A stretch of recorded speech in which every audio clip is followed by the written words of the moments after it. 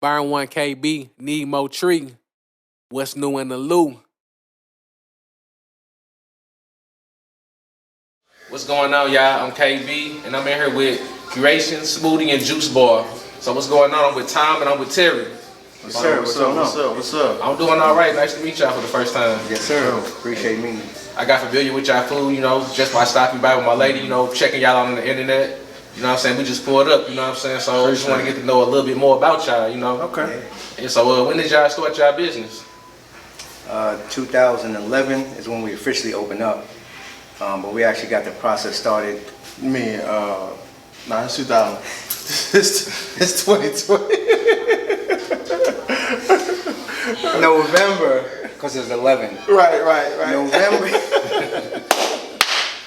So it was November when we started. Okay. But you gotta really go back to where everything started. You know, it's a lot more to the story. I'll let them start it off. The process started back in May of 2020. I went out to Miami.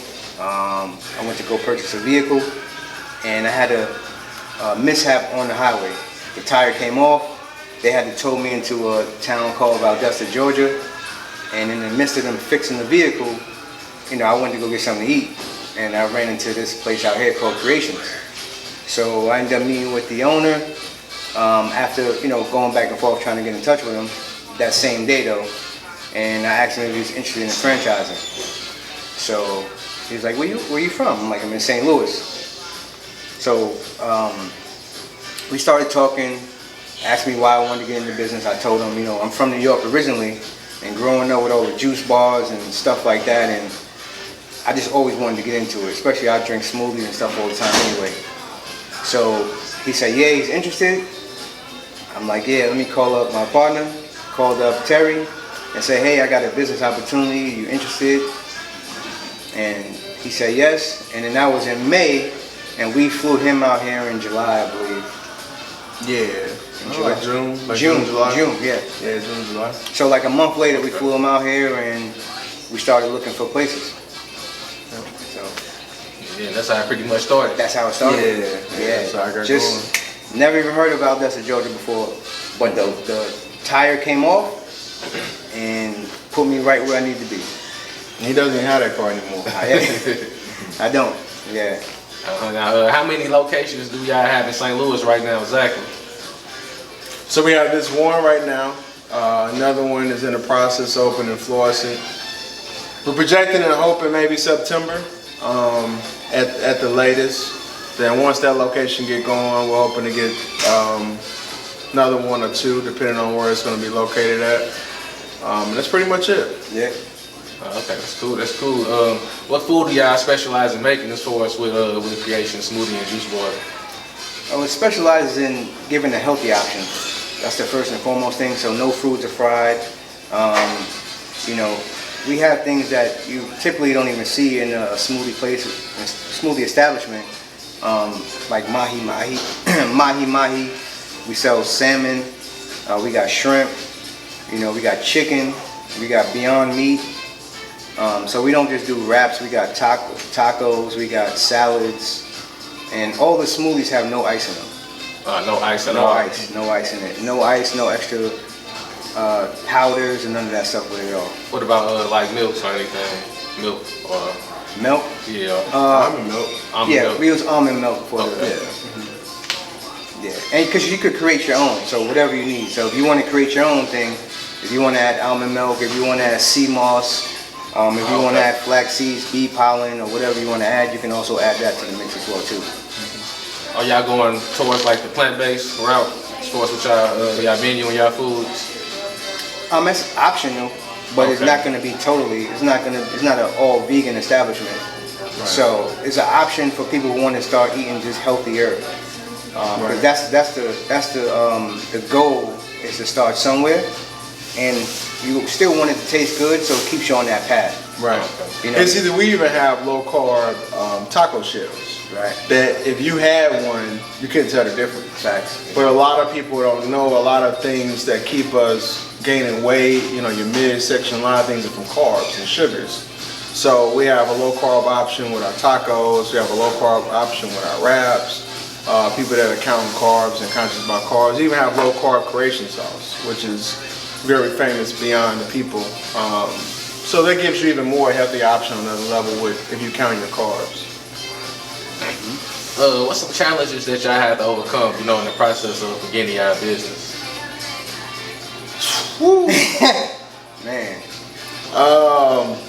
I say that. The build out. Yeah, the build out alone, absolutely, 100%. It was a learning experience. What a lot of people don't know is about owning an actual brick and mortar these days versus just owning something online. It's a lot more responsibilities. I mean, you got, these taxes, you got these permits you need, you got inspections, you got this, you got payroll, you got electric bill, you got AC bill. Like I was getting on them about turn AC down, because that's a bill, and when you're at home it's one thing, but when you got 2 big old AC units on top of this building, that's a whole nother bill.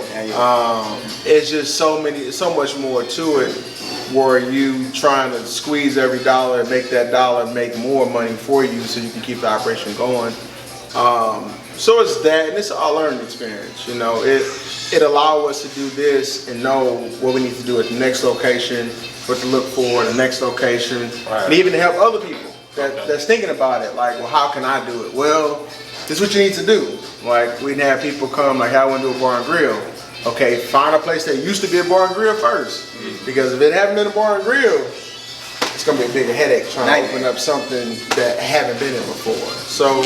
Exactly. I would say that's more the learning experience of just getting it going, because things like this, once you build it, people come. You gotta give it time. Right, and then y'all offering some great tasting smoothies, what I just tasted, you know what I'm saying? Yeah, appreciate it. Most definitely, What else other businesses y'all got associated with creation smoothies in JuiceBar? Well, just to piggyback off what he said real quick, trying to do all that without cheating the people. So we haven't cut back on things. We haven't taken away from the taste or trying to.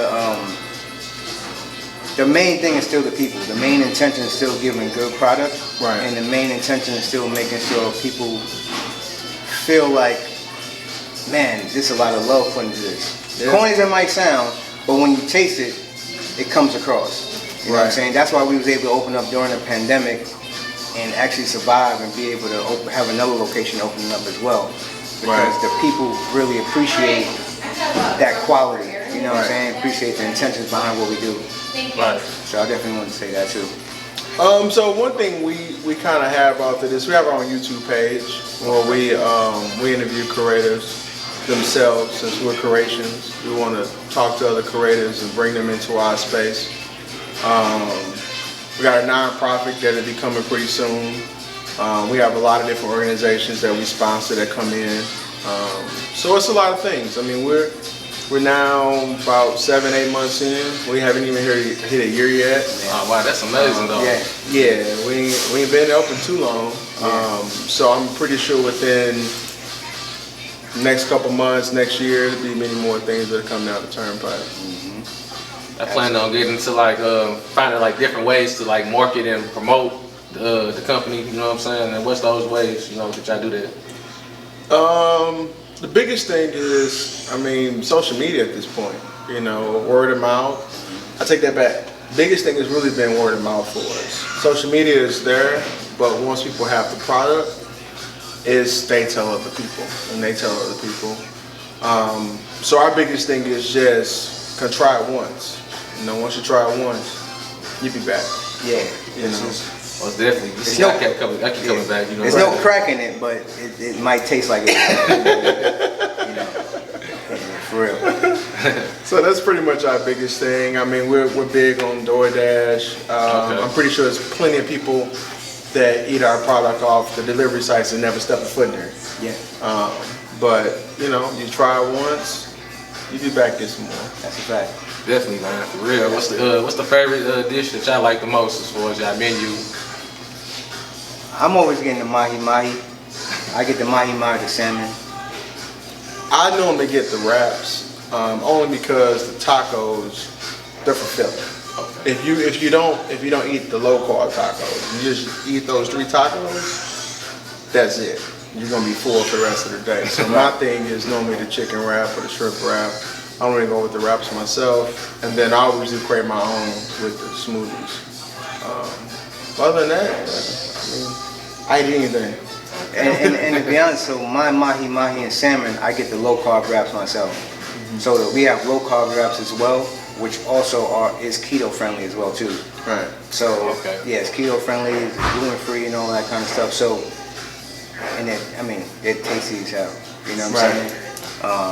So yeah, fire. Now Put some mango sauce on there too. Oh, okay. I'm most definitely gonna try that out, you know what I'm saying? Yeah. I wanted to ask y'all, you know, we're going through a tough time right now, you know, kind of on the recovery from when all the shutdowns happened. Right. You know, a lot of people started businesses during this time, but a lot of businesses failed, you know. Right. What's been some key things y'all been doing to keep y'all business afloat, you know, during these tough times, you know? I would say definitely keeping your eye on the prize. You know what I mean? Because if you believe in your product, number one, your product will see its way through. You know what I mean? So at the end of the day, you just got to stay consistent and keep the end goal in mind at all times. Because it's going to be like this, especially if you're building something new. Right. You know, it's not like this is a household name. So if you're building something new, you might be competing, especially against other big brands. Right. So it's going to take time.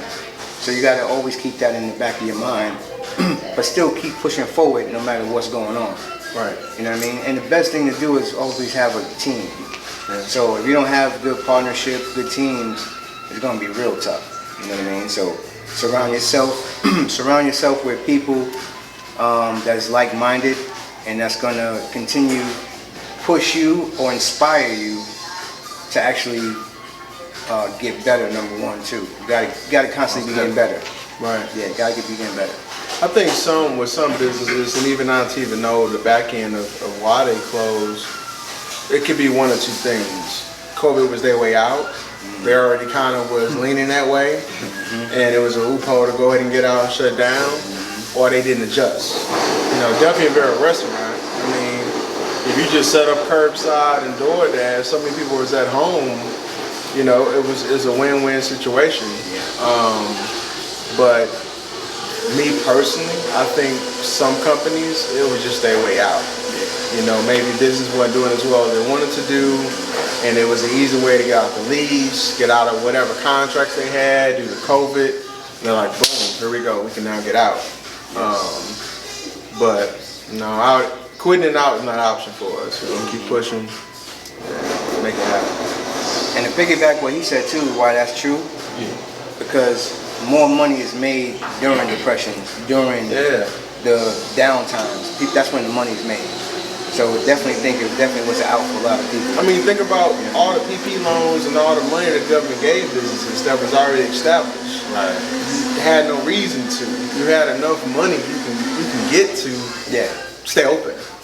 So stay afloat at least. Yeah, plenty. I mean, if anything, I would say, even going back to the other question about what was difficult was the hiring process. Ooh.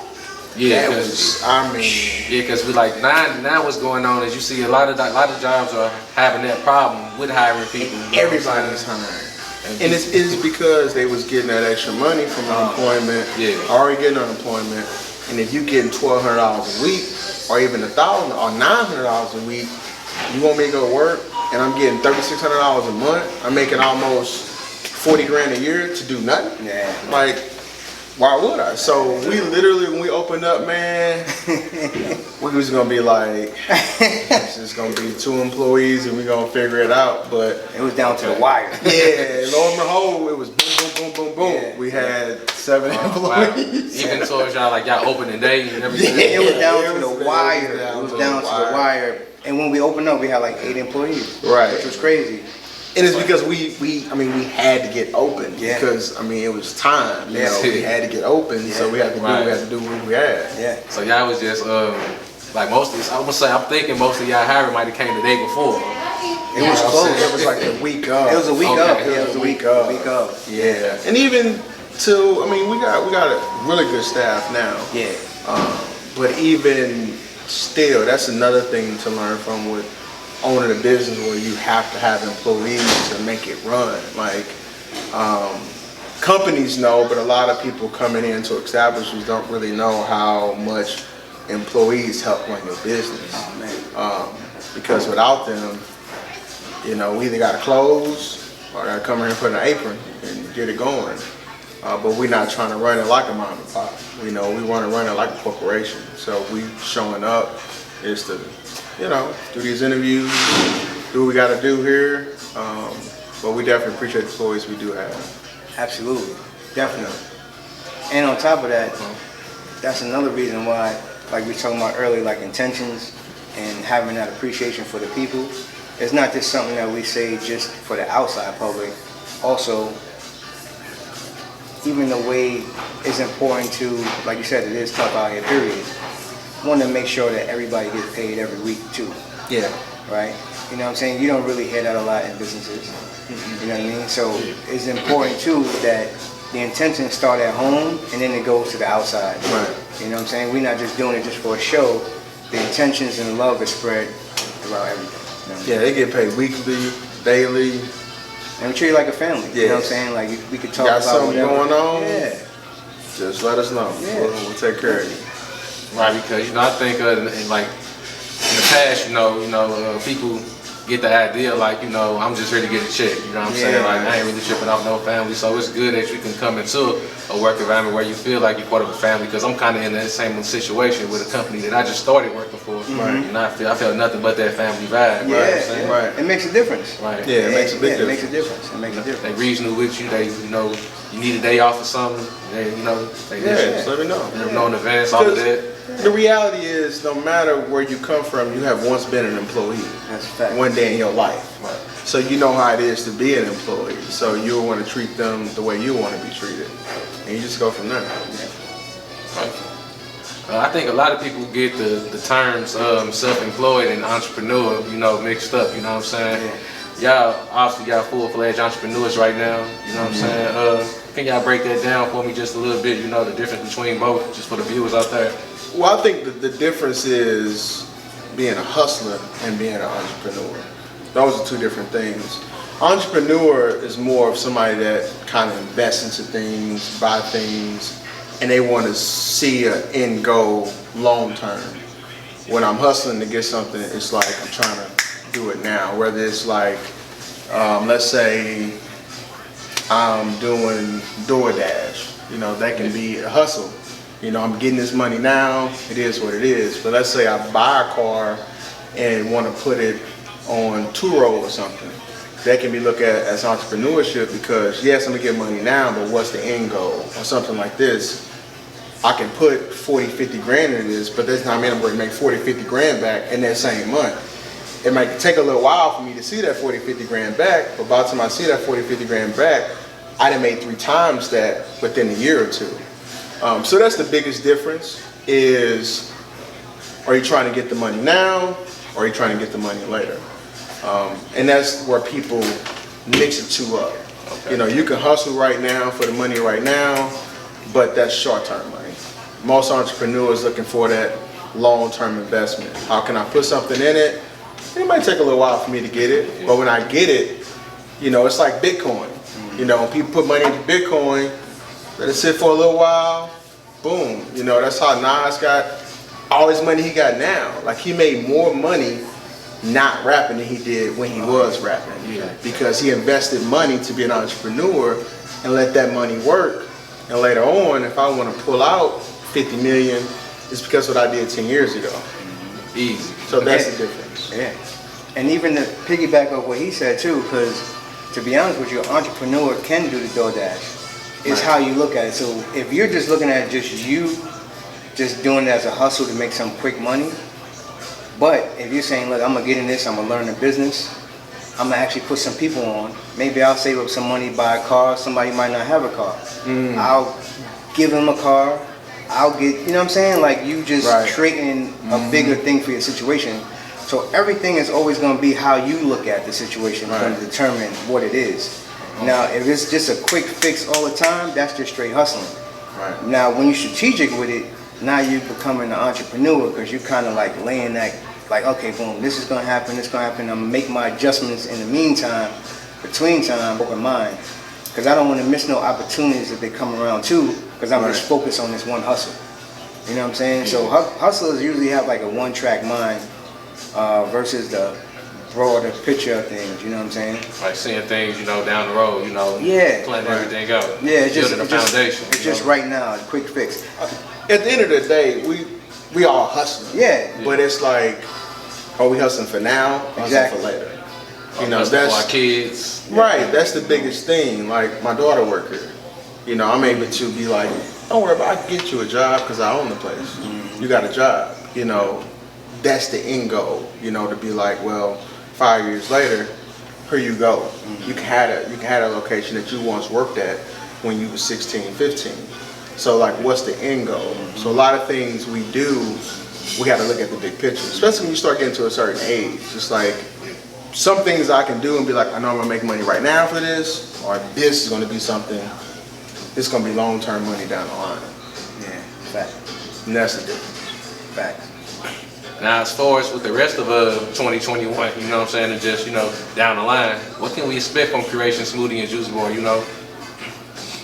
The Florissant location finally get open. Yes. That's really our focus right now for 2021. It's just That's our only North County location that'll be right. Right, right. Just getting that location open this year, getting that going, and then really seeing how the two locations play off each other. Okay. Just really sitting back and seeing how that worked, and then go back to the drawing board, think about another location. Really just trying to make a triangle between 2 to 3 to 4 locations, so that way we covering every basis of the St. Louis, St. Charles, St. Peters, St. Louis City area. That's pretty much it. You know, figure out more ways to grow, get people to know us out here, and just pushing, man. Yeah. That sounds good, man. You know, I think a good location would be something like Central West End or something. You know? Yeah. We were just talking about that the other day, actually. Yeah. Because I'm gonna be honest with you. So there's other establishments down there that kind of, you know, offer smoothies. Yeah. And it's not a good look. Like, there's a lot of stuff going on. There'd be a lot of problems. And I was just telling them, because I live down that area, and I was like, man, we can go out there and kill. On me. You know what I mean? Like, straight really, yeah. So, because other people, it's just a job. It's just a location where they looked at the map and they said, boom, we can put this here, and the people will gravitate towards it. Right. But there was no love, there was no intentions behind it. You know what I'm saying? You taste the food, you don't feel that love in it like you get when you come get something from her. You know what I'm saying? Not at all. And all that stuff is important, Love at first bite. Yeah. That's what grandma used to do, right? Right. That's what actually helped us get through a lot of tough times, right? That love. You know what I'm saying? So in times like this especially, we need that. You know what I mean? So yeah, definitely. What's up, man? Yeah, I'm gonna go ahead and check out this menu, man. Get something from y'all before I get up out of here. Appreciate that.